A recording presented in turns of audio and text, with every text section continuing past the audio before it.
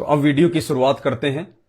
विशेषकर परमपिता परमेश्वर सतगुरु रामपाल जी भगवान के सभी शिष्याओं से विशेषकर जो साध संगति से जुड़ी हुई हैं, उनसे दास हाथ जोड़ के प्रार्थना करेगा। भाई और बहनों, आज का वीडियो बहुत ही महत्वपूर्ण है।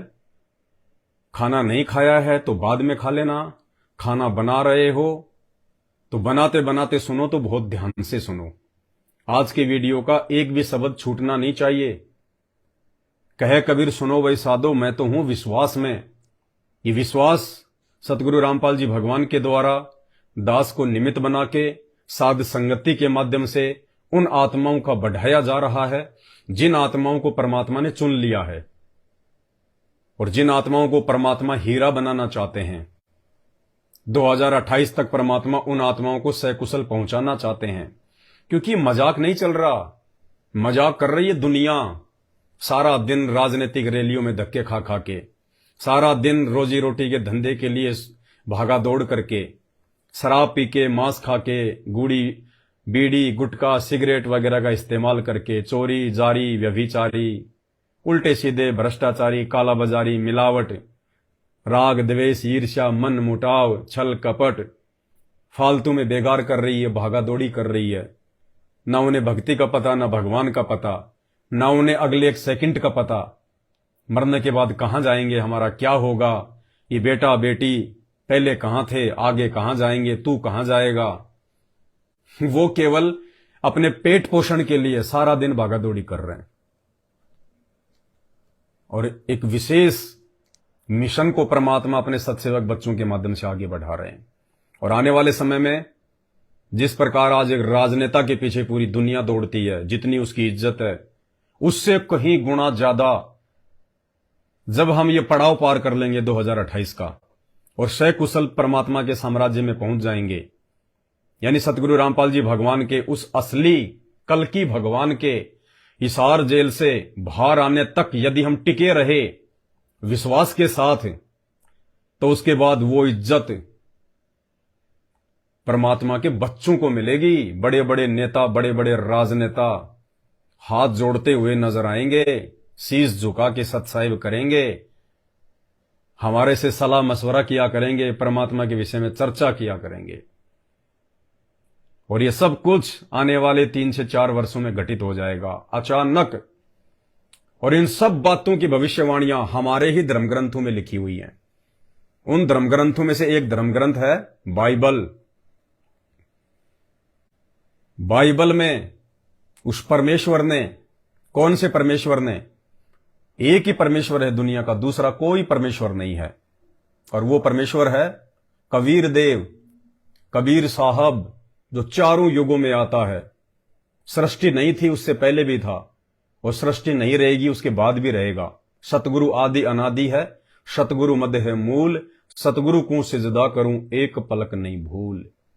ये पूर्ण ब्रह्म है, सतगुरु पूर्ण ब्रह्म है, सतगुरु आप अलेख, सतगुरु रमता राम है, इसमें मीन न मेख। वैसे तो बाइबल में जो बातें लिखी गई हैं, बाइबल की जो शिक्षाएं हैं, वो ईसा मसीह जी के द्वारा अपने भक्तों को बताई गई थी, बाद में वो संग्रहित की गई और इसमें लिखी गई।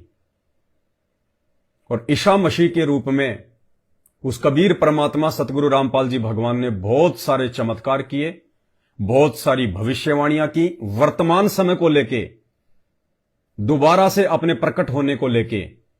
अभी पूरा ईसाई समाज भ्रमित है पूरी तरह से, उन्हें कुछ नहीं पता मसीह के बारे में। मसीह कौन है?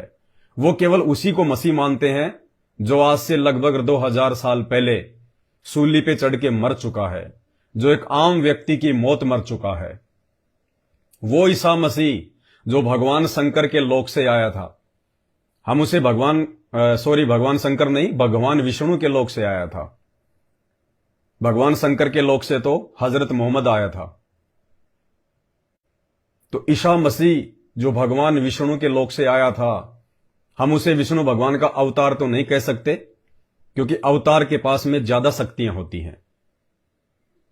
लेकिन सतगुरु रामपाल जी भगवान ने बताया, सबकी जानने वाले उस परमात्मा ने बताया कि ईसा मसीह जी विष्णु जी के लोक से आए थे। वो विष्णु जी के गण थे, विष्णु लोक से आई हुई एक अच्छी आत्मा थी।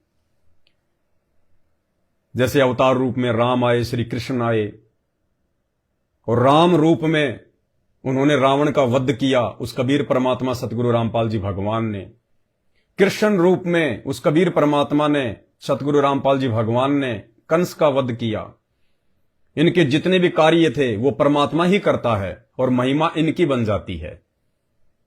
जब भस्मासुर भगवान शंकर को मारने के लिए भाग रहा था, भस्म कंडा लेके, भस्मासुर पीछे पीछे, शंकर भगवान आगे आगे, और दौड़ते हुए जा रहे हैं शंकर भगवान अपनी जान बचाने के लिए।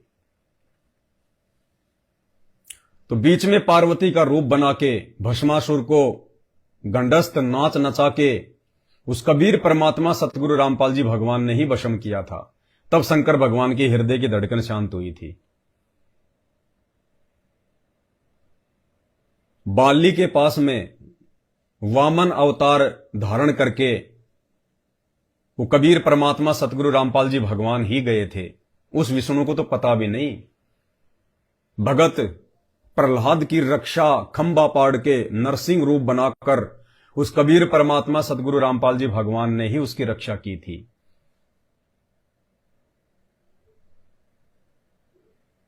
यही कबीर परमात्मा जो आज धरती पर सतगुरु रामपाल जी के रूप में प्रकट हैं, इसी परमात्मा ने बाइबल में यीशु मसीह के रूप में भविष्यवाणियां की हुई हैं। और जब ईसा मसीह की मृत्यु हो गई थी, दर्दनाक मौत, अकाल मौत, सूली पे लटका के पूरे शरीर को कीलों से छेद दिया गया, हाथ पैरों को छेद दिया गया, ऐसी बेरहम उनको मौत मिली। उस कबीर परमात्मा को पता था इस बात का कि इसकी मौत को देखकर लोग भक्ति से दूर हो जाएंगे, दुनिया में कोई भक्ति नहीं करेगा। जितनी इसने लोगों को शिक्षाएं दी हैं, सारी शिक्षा इसकी फेल हो जाएगी, और लोग ये सोचेंगे जब हमारे मसीह की ऐसी मौत हुई है तो उनकी भक्ति से हमारा क्या होगा। जब यीशु मसीह ऐसी मौत मर रहा है, बेमौत, अकाल मौत, दर्दनाक मौत, पीड़ादायक मौत, आपको कोई छोटी सी कील चुभो दे तो कितना पीड़ा होती है, और उसको तो छाती में, हाथों में, पैरों में कील ठोक के छोड़ दिया गया था। पता नहीं कितने दिन में जाके भुगत भुगत के मरा था। तो उस कबीर परमात्मा अल्लाहू अकबर को, संत रामपाल जी भगवान को इस बात का पता था कि दुनिया भक्तिहीन हो जाएगी, लोगों की श्रद्धा, आस्था, विश्वास भगवान से हट जाएगा, क्योंकि ये काल ऐसे ही ड्रामे करता है। पहले तो अपने अवतारों से, अपने गणों से चमत्कार करवा देता है उनको शक्ति देके, और लास्ट में उनकी ऐसी दुर्गति से मौत करवाता है कि दुनिया फिर उसका नाम भी लेना छोड़ दे। इसलिए वो कबीर परमात्मा, वो दयालु मालिक इस भक्ति को बनाए रखने के लिए, लोगों की भक्ति में आस्था को बनाए रखने के लिए उन अवतारों का रूप धारण करके वो परमात्मा को चमत्कार कर देता है, जिससे लोगों की आस्था पुण्य भक्ति में बनी रहती है। तो जब यीशु मसीह जी मर गए थे, उनके मरने के तीसरे या चौथे दिन वही कबीर परमात्मा जो आज वर्तमान में संत रामपाल जी के रूप में धरती पे प्रकट है, उस ईसा मसीह के रूप में वो कबीर परमात्मा दोबारा से जीवित हुए, वापस प्रकट हुए ईसा मसीह के रूप में, और 40 दिन तक रहे, और उन्होंने अनेकों चमत्कार किए, जिससे लोगों की आस्था ईसा मसीह में बनी रही।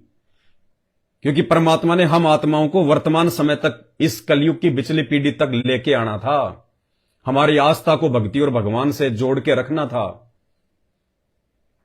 तो ये अद्भुत खेल है, ये आम व्यक्ति की समझ से बाहर की बात है।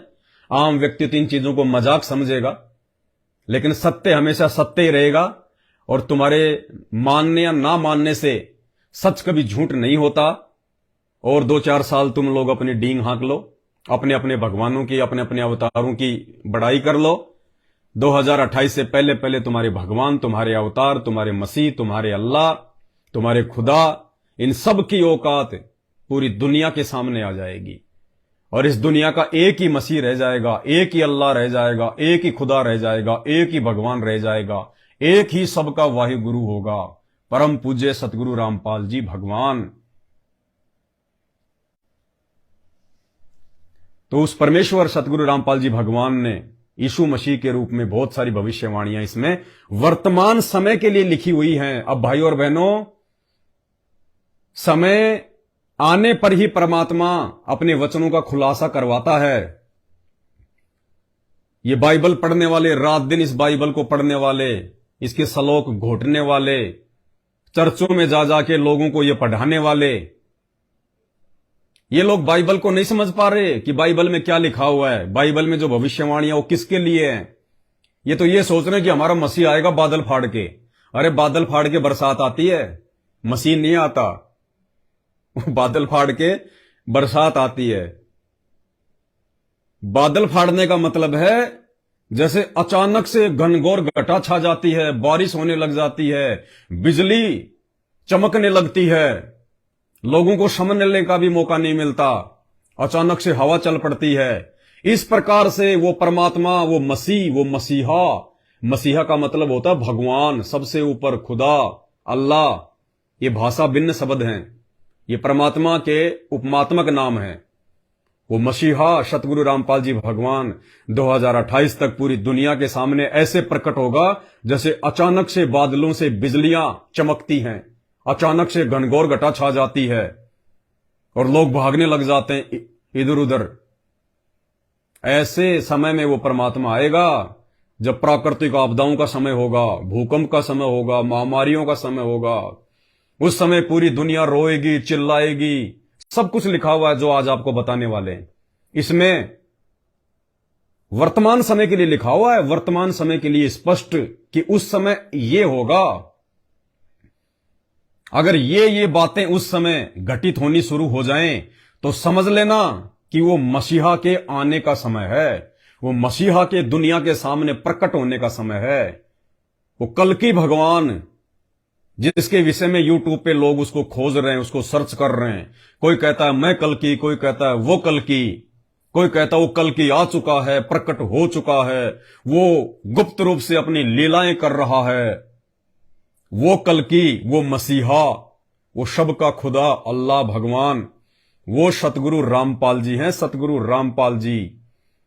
और वो कैसे प्रकट होंगे दुनिया के सामने हिसार जेल से, वो कैसे दुनिया के सामने आएंगे, कैसे वो बादल फाड़ के आएंगे, कैसे वो आसमान से आएंगे, और उनके हिसार जेल से बाहर आने से पहले पहले कौन कौन सी वो निशानियां हैं जो घटित होंगी, वो घटनाएं घटित होंगी, जिससे हम ये आइडिया लगा सकें कि हां अब उस परमेश्वर के बाहर आने का समय है।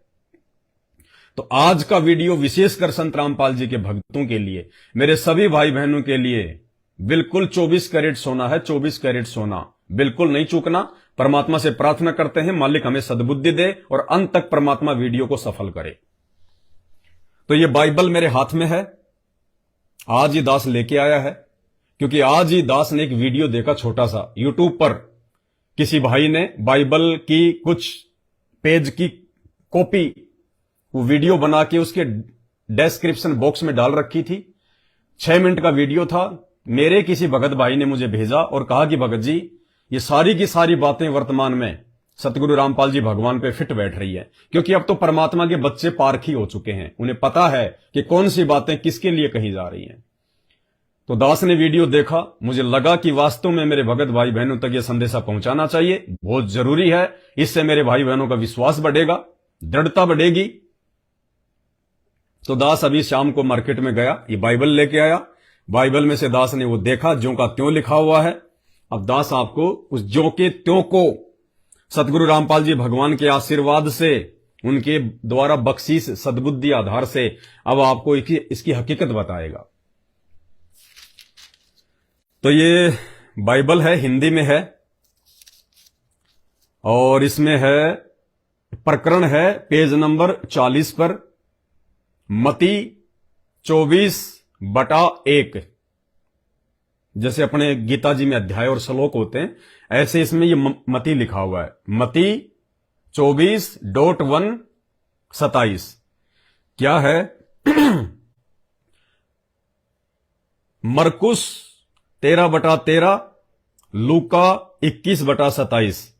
संकट और कलेश, ठीक है। यानी ईसा मसीह ने, ये कह लीजिए ईसा मसीह के रूप में उस समय उस कबीर परमात्मा ने, सतगुरु रामपाल जी भगवान ने अपने दोबारा से धरती पर आने के विषय में और पूरी दुनिया के सामने प्रकट होने के विषय में सारी बातें इसमें बता रखी हैं।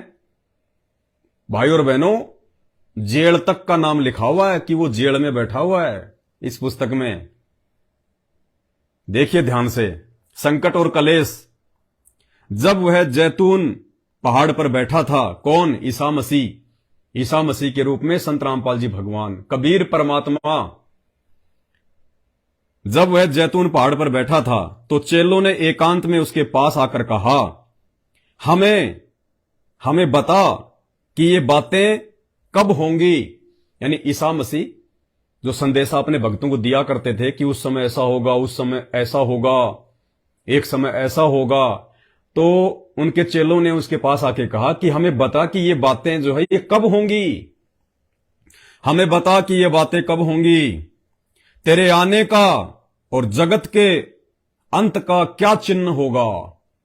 यानी दोबारा से तेरा धरती पे आने का और संसार के अंत होने का क्या चिन्ह होगा, क्या निशानियां होंगी। यीशु ने उनको उत्तर दिया, सावधान रहो, कोई तुम्हें न भरमा पाए। यानी आज मैं तुम्हें बता रहा हूं कि सावधान रहना उस समय जब तुम्हारा भी दोबारा से जन्म होगा और जब मैं दोबारा आऊंगा आगे चल के, कोई तुम्हें भरमा ना पाए। मैं तुम्हें वो बातें बता रहा हूं, वो निशानियां बता रहा हूं, वो चिन्ह बता रहा हूं, ताकि उस समय तुम्हें कोई भरमा ना पाए। अब उस समय उन भक्तों को कैसे पता चलेगा? वो तो उसी समय मर जाएंगे। इस बाइबल के माध्यम से पता चलेगा, जो वो लिखवा के चले गए, जो भविष्यवाणी वो इस बाइबल में डाल के चले गए कि उस समय तुम इन ग्रंथों को पढ़ना और तुम किसी के भरमाने से भरम मत जाना। सावधान रहो, कोई तुम्हें न भरमा पाए, क्योंकि बहुत से ऐसे होंगे जो मेरे नाम से आकर कहेंगे मैं मसीह हूं। बहुत सारे लोग आएंगे जो कहेंगे मैं कल्कि हूं, मैं मसीह हूं, मैं भगवान हूं, मैं उसका अवतार हूं।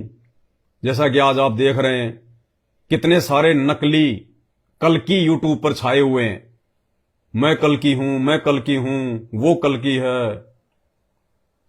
क्योंकि बहुत से ऐसे होंगे जो मेरे नाम से आकर कहेंगे मैं मसीह हूं और बहुतों को भरमाएंगे। तुम लड़ाइयों और लड़ाइयों की चर्चा सुनोगे तो घबरा न जाना, क्योंकि इनका होना आवश्यक है। परमेश्वर ने कहा कि उस समय जब मैं दोबारा आऊंगा, यानी 8 सितंबर 1951 को वो मसीहा संत रामपाल जी भगवान धरती पे प्रकट हुए, जिसे ईसाई भाई अपना यीशु समझ रहे हैं।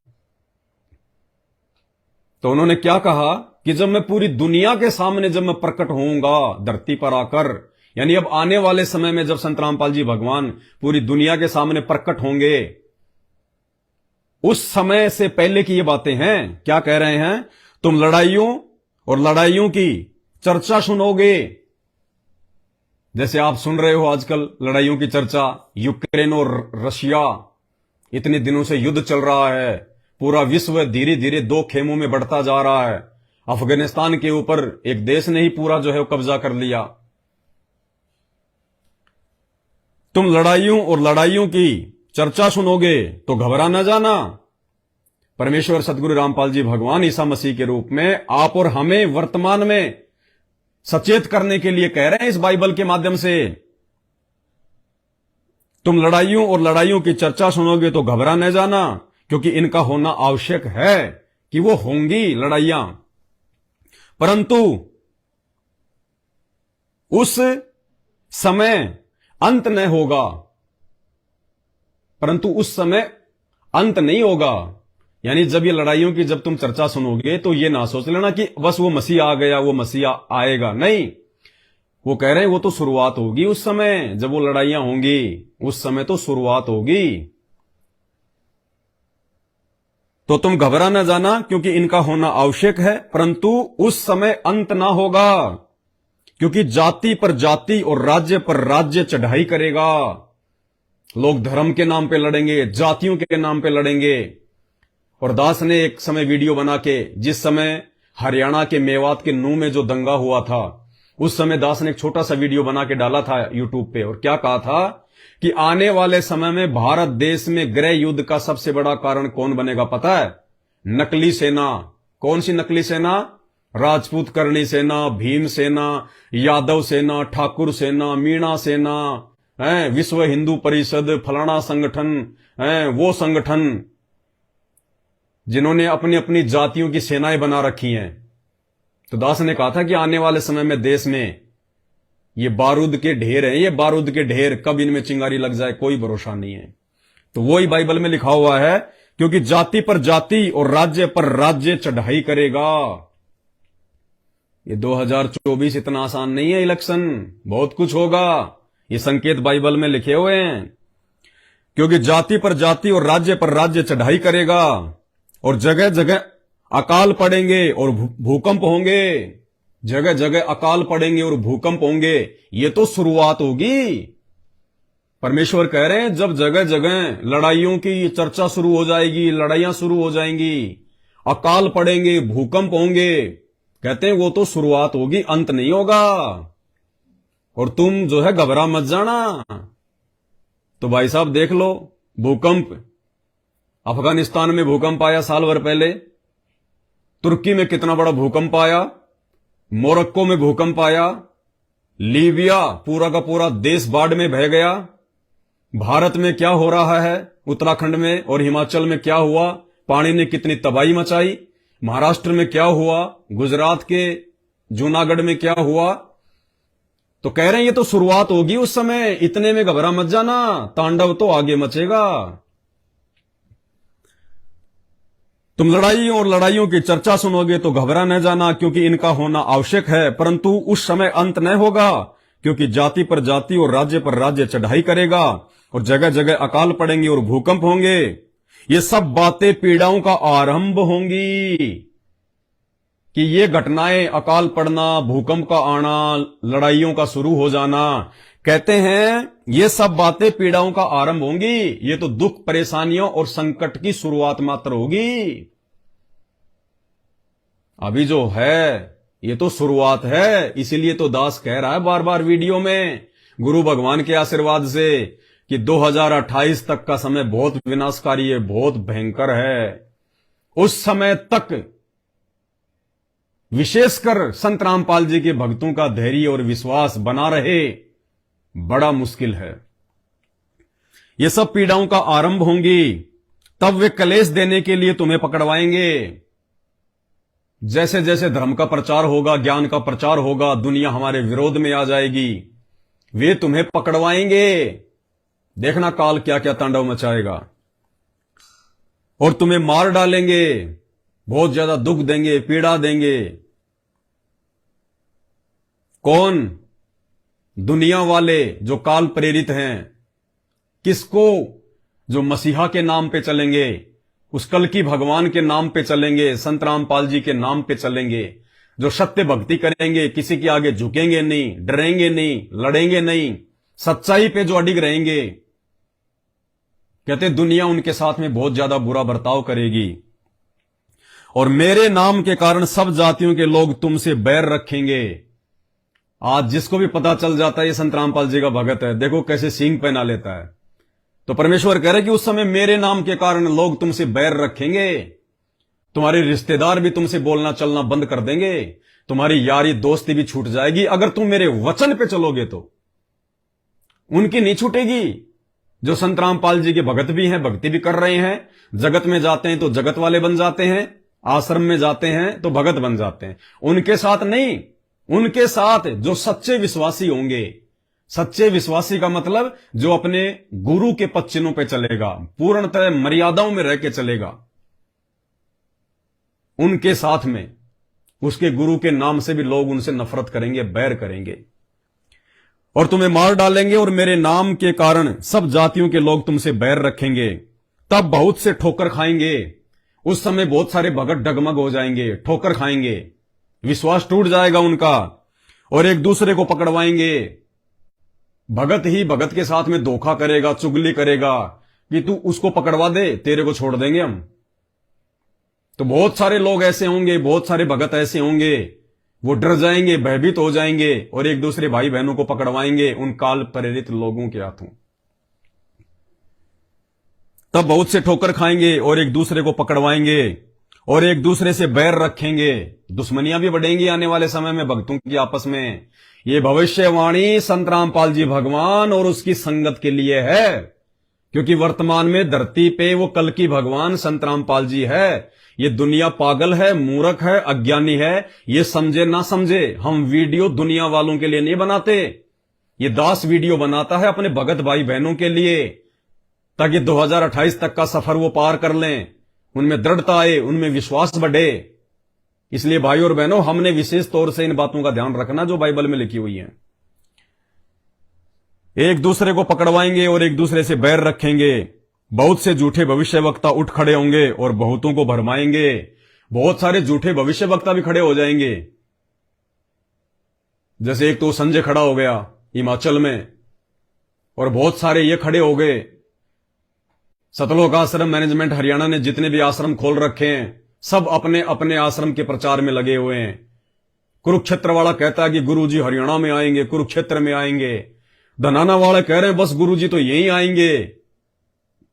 एक राजस्थान के सोजत में है एक, उन्होंने तो एक वाणी बना रखी है कि मंडोर से इतना कोस, पाली से 7 कोस, सोजत से 21 कोस, और वहां आएगा जगदीश।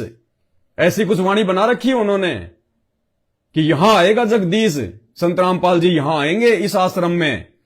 और अब वो धनाना में आश्रम बन गया, अब वो जगदीश धनाना चला गया, हरियाणा चला गया।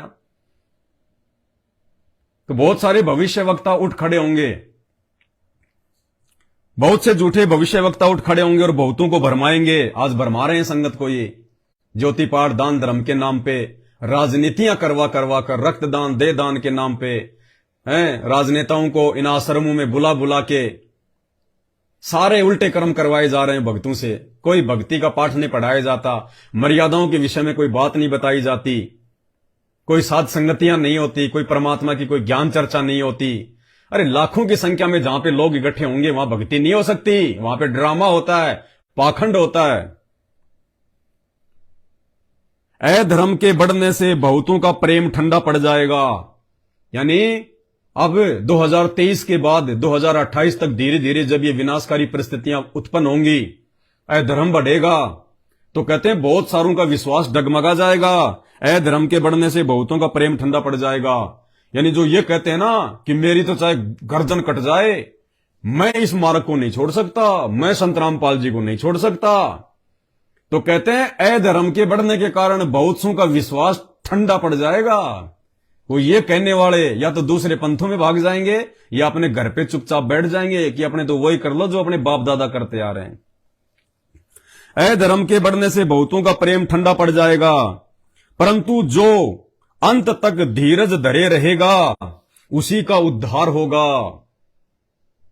ये ईसा मसीह के रूप में वो कबीर परमात्मा आगे की जानकारी दे रहा है उन भक्तों को। जब वो भगत उनसे पूछ रहे थे 2500 साल पहले कि उस समय क्या निशानियां होंगी, क्या पहचान होंगी, हमें बताओ, तो संत रामपाल जी भगवान अर्थात वो कबीर परमात्मा ईसा मसीह के रूप में जैतून के पहाड़ पर बैठकर उन भक्तों को वर्तमान समय की बातें बता रहा है कि क्या क्या होगा उस समय। परंतु जो अंत तक धीरज धरे रहेगा उसी का उद्धार होगा। अब धीरज कौन धर के रखेगा भाई? वो धर के रखेगा जो मर्यादा में होगा। और मर्यादा कौन निभा सकता है? जिसको ज्ञान समझ में आ गया होगा।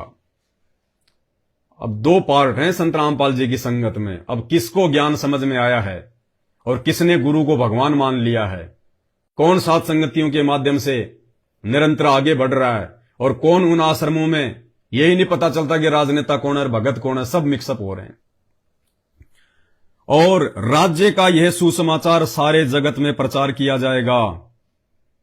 और संत रामपाल जी भगवान का ज्ञान कि परमात्मा कौन है, परमात्मा कौन है, मोक्ष कैसे होगा, यह समाचार पूरे संसार में प्रचारित किया जाएगा कि सब जातियों पर गवाही हो। यानी सभी तक, जब तक सभी जाति और धर्म के लोगों तक संत रामपाल जी का ज्ञान, संत रामपाल जी की जानकारी नहीं पहुंच जाएगी, तब तक वो अंत का दिन नहीं आएगा। यानी परमात्मा किसी को भी ये कहने के लायक नहीं छोड़ेगा कि हमें तो किसी ने बताया नहीं कि आप परमात्मा थे, आप सच्चे गुरु थे, आप ही सतलोक की जानकारी बता रहे हो, आप ही लोगों का उद्धार करोगे। तो कहते हैं सब तक पहले, अब देखो कितनी तेजी से प्रचार प्रसार हो रहे हैं, तो कहते हैं सब तक पहले ये जानकारी पहुंचेगी उस मसीह के बारे में, उस कल्कि के बारे में, उस परमात्मा के बारे में सबको जानकारी दी जाएगी, ताकि जब वो विनाश का समय शुरू हो जाए, भयंकर तांडव वाला, और उस समय जब लोग ऊपर हाथ कर करके रोएंगे, दौड़ेंगे, देखना आगे कितनी भयंकर परिस्थितियां पैदा होंगी। उस समय वो भगवान भगवान पुकारेंगे, अल्लाह अल्लाह पुकारेंगे, मसीह मसीह पुकारेंगे। तो परमात्मा कहते हैं उस समय फिर कोई किसी प्रकार की सहायता नहीं होगी, क्योंकि उससे पहले मैं अपने आने की जानकारी, अपने प्रकट होने की जानकारी कि पूर्ण संत कौन है, भगवान कौन है, असली ज्ञान क्या है, ये ईसा मसीह कौन था, हजरत मोहम्मद कौन था, राम और कृष्ण कौन थे, नानक कौन था, ये सारी जानकारी उन लोगों तक मैं पहुंचा चुका हूंगा अपने भक्तों के माध्यम से। जो समझ जाएगा वो समझ जाएगा, जो नहीं समझा उस समय फिर उसकी पुकार नहीं सुनी जाएगी। अतः उस महाविनाशकारी समय से पहले पूरी दुनिया में यह सुसमाचार पहुंचाया जाएगा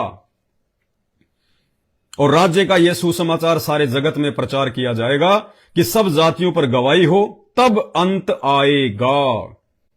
यानी जब ये ज्ञान पूरे विश्व में एक बार पहुंच जाएगा संत रामपाल जी का, सबको जानकारी हो जाएगी, उसके बाद वो अंत का दिन आएगा, ताकि बाद में कोई ये ना कहे कि मुझे किसी ने बताया नहीं।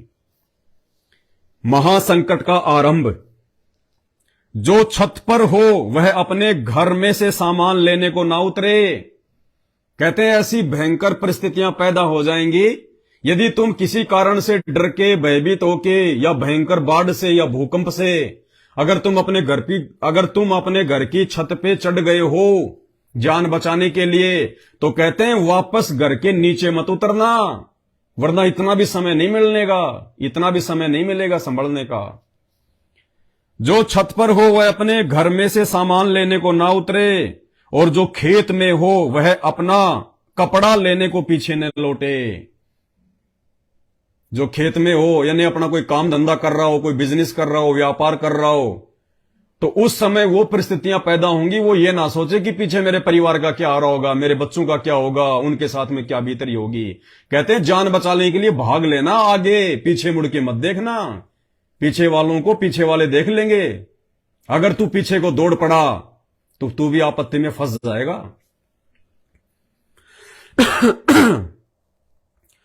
उन दिनों में जो गर्भवती और दूध पिलाती होगी उसके लिए हाय हाय।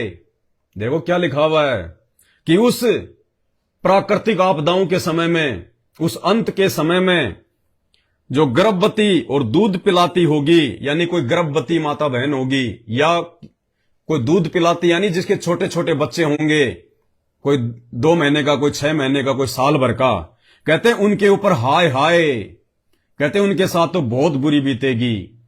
यानी ऐसा समय आएगा गर्भवती औरत को भी भागना पड़ेगा, चाहे उसका गर्भ क्यों ना गिर जाए। कहते हैं उसके ऊपर तो हाय हाय बहुत बुरी बीतेगी। और दूध पिलाती यानी वो लेडीज ये सोचेगी, वो माता बहन ये सोचेंगी कि पहले मेरी जान बचे, बच्चे को फेंक के दौड़ लेगी कि वजन ज्यादा है, अगर बच्चे को साथ में लेके चलूंगी तो मैं यहीं रह जाऊंगी, पहाड़ पे नहीं पहुंच पाऊंगी, ऊंची जगह पे नहीं पहुंच पाऊंगी, ये पानी मुझे बहा ले जाएगा, ये भूकंप मुझे जमीन में समा देगा। कहते हैं उस समय जो गर्भवती होगी और जो दूध पिलाती हुई कोई माता बहन होगी जिसके छोटे छोटे बच्चे होंगे, कहते हैं उनको तो हाय हाय। ये बाइबल में लिखा हुआ परमेश्वर का वचन है अटल, और इसका जिक्र एक सत्संग में संत रामपाल जी ने भी किया है, दास आपको दिखाएगा। जो छत पर हो वह अपने घर में से सामान लेने को न उतरे, और जो खेत में हो वह अपना कपड़ा लेने को पीछे न लौटे। उन दिनों में जो गर्भवती और दूध पिलाती होगी उनके लिए हाय हाय। प्रार्थना किया करो कि तुम्हें जाड़े में या शबद के दिन भागना ना पड़े। कहते हैं परमात्मा से ये प्रार्थना करना कि जब वो आपत्तियां आए उस समय जाड़े का दिन ना हो, सर्दियों का दिन ना हो। अरे गर्मी में तो कहीं भी लेट जाएंगे रात को, चाहे कपड़े हैं या नहीं है। तो परमात्मा कह रहे हैं कि भगवान से दुआ करना कि जब वो आपत्ति का समय आएगा और तुम्हारे को भागना पड़ेगा उस समय सर्दियों का टाइम ना हो। नहीं तो एक तरफ तो प्राकृतिक मार, दूसरी तरफ रात को सर्दियों में जैसे कुत्ता रात को सर्दी में कैसे वो ठिठुरता रहता है, दूझता रहता है, सारे शरीर में जो है वो कंपन रहता है। कहते हैं ये शुक्र मनाना कि परमात्मा जब वो आपत्ति आए उस समय सर्दियों का दिन ना हो, शबत का दिन ना हो,